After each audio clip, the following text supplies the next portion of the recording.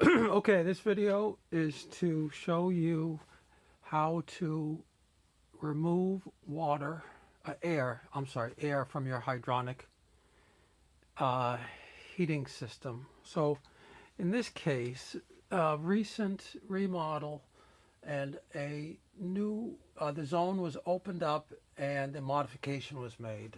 So in this case, zone 1, which is this zone, has air in it, a lot of air in it, okay? And this is, I'm going to now be reintroducing water into the zone. So I have to, at the same time, remove the air from the zone. So I'm simply following the exact same procedure that you would use in purging air from zone 1.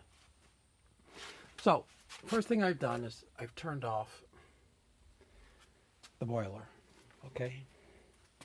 Second, what I've done is I've shut all of the valves, okay, with the exception of the valves that will be needed. So the valves that will be needed are as follows. Water from the street is coming in here, okay, so I do need that valve in the on position. The fill valve I'm going to be able to use. I'm going to have this valve in the on position. The fill water will come in here. Now, what I need to do is zone 1, which is this zone. So I will, in order to fill this, have to turn on the valves for this circulator, leaving the other two off. Then, on the return for zone 1, which is right here, I have them labeled down on the handles. I'm going to actually leave this one closed when I turn everything on. I'm just reviewing the procedure now. I've attached the hose at the service location. Right now this is off, but I will turn this on. This will stay off. Then when I allow water in, the direction of the flow. Now I've also turned off the valves here, which control a circulator pump for the indirect water tank, which I have here.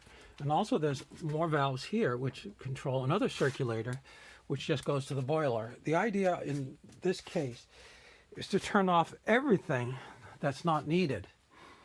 Only the important caveat will be to remember to turn it all back on after I'm done. I only want the water to be flowing in zone 1. So, to review, the water will come in here through that valve, through here, up here, through here, up through this circulator valve, all the way through zone 1, back through here. Then it'll exit here through the hose. And this I'm going to leave in the off position because the air I want to be pushed out. Because the water here should essentially be filled all the way up to about this location, okay? Because that's where I drained the water from this when the work was done. This should actually have standing water in it up to this point, although there will be the possibility of having a small amount of air at this location after this is all done. Okay, but we'll worry about that later. That air in a small amount could end up, once it gets down here, could end up getting circulated in other locations, such as other zones. It's quite common for, after something like this happens, for air to end up in the other zones. So I've had a number of times when workman comes in, plumber comes in, does some work on the heating system, then he leaves. A week later, no heat in one of the zones because air has been introduced, okay? The purging of the air is not always 100% satisfactory. Sometimes it's the zone they were working on. All the possibilities that air gets into the other zones, okay? Okay, so now, right now I can open this valve without any problem because this is all completely empty. Okay, there's nothing going on here. Okay,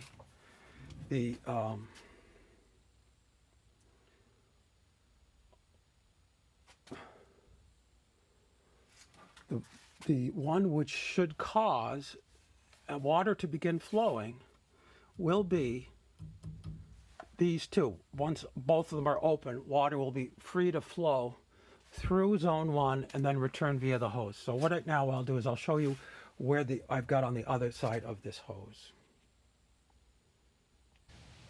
The other side of the hose I have coming outside into a 5-gallon bucket. Water will start flowing in here. Eventually it will overflow. But I will be able to see if there's air coming out because of the bubbles that would form. So now you can let it run for several minutes even after no bubbles form, just to be sure. Okay, I'll go back inside. Okay, I just turned on, and you can hear obviously the water flowing in the system now. Now it turns out this is also the time at which I will check to see if there are any leaks in the system. Okay, but first I have to fill the system before I can do that check. So this is actually two separate parts. One is to let it fill. Now I'll hit pause for a second here. Okay, next step is to put this on fast fill, which exposes the system to the city water pressure. Okay, because this will do a better job. And you can see now, you should see that the water pressure should increase higher than the regulated value. See how it's going up now? Over 20, where normally it should be around 12 before this was done.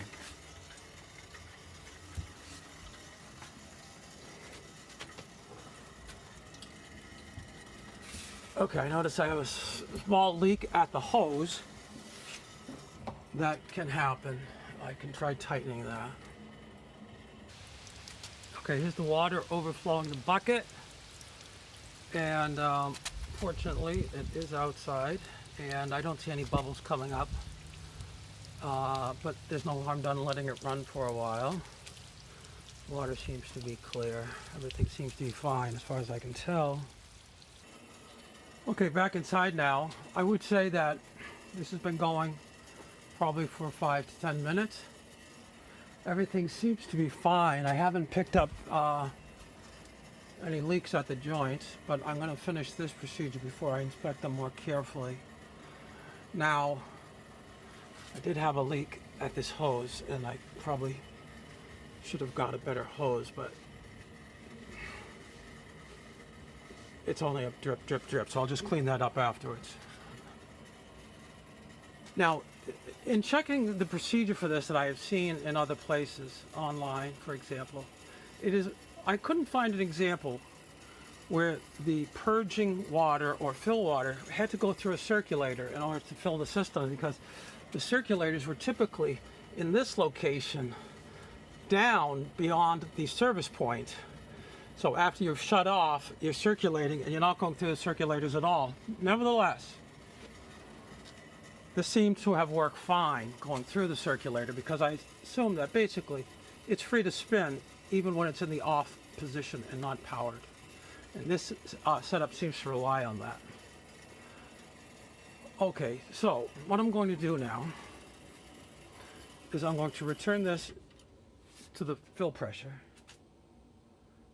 I'm still getting water flow. And at this point, another thing that could be done is to try to get any of this air out. I could now turn this one on. Okay, and that allows this flow to continue down. And that should now allow any additional air that might have been trapped in that small area to get out of the system. But there'd be no guarantee that it would necessarily make it all the way around and get flushed out. Okay, I'll put this back to full. There's no harm done, however. Okay, that small amount of air, if I couldn't get it out, it might end up somewhere else in the system, but the system does have other venting capability. Okay, but I'm just simply including that step because it does seem, I did see it on one of the videos, it does seem somewhat logical. There might be a little bit of air there. You might be able to get it to come out into that loop that I'm purging, or it might just get distributed in the other loops. But no harm in trying to get it out right now.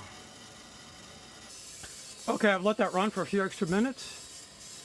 I returned that back to the normal position. I'm now going to shut off